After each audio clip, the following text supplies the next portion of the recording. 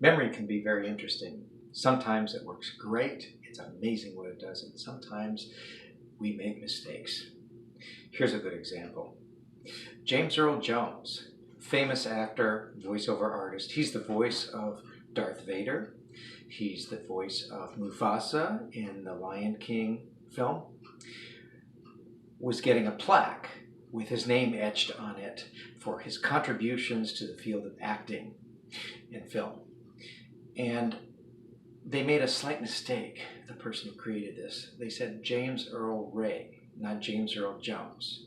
And most of you may be too young to know this one, but FYI, James Earl Ray is the guy who shot and killed Martin Luther King Jr.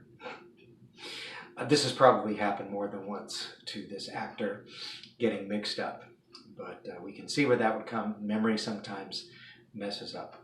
Or in one of my most embarrassing examples, not me, but somebody I knew, an acquaintance. She forgot her husband's name when he was standing right there. She bumps into an old boyfriend of hers. This is the story she told me. She bumped into an old boyfriend. She was very excited to see him.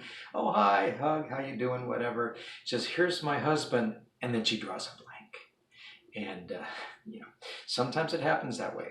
So we're going to try a little memory game or experiment.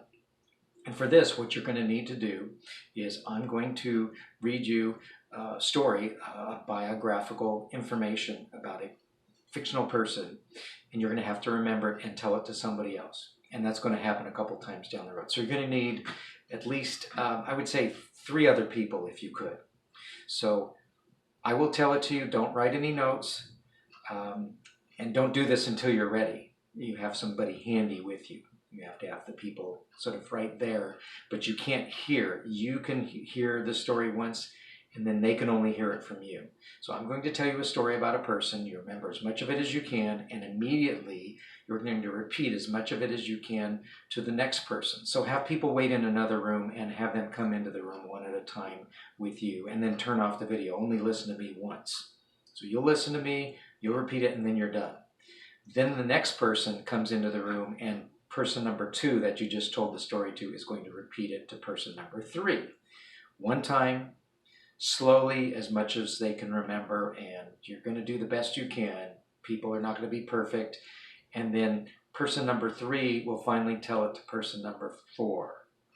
After everybody has told the story once and tried to repeat it and remember it once, you can watch the video again, replay it, and hear the full story and see what happens.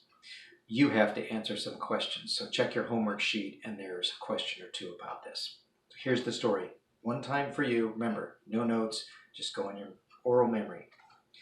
This is a story about a woman named Carla Weston. She was born in Atlanta, Georgia. She grew up in Orlando, Florida. Her best friend in grade school was named Ruby. Now, Ruby moved when Carla was 7, and this was very difficult for Carla. In middle school, Carla was in the orchestra and played the flute. In high school, she was in drama and on the volleyball team. At the senior prom in high school, her date got intoxicated, got a DUI, and her father had to come and pick her up.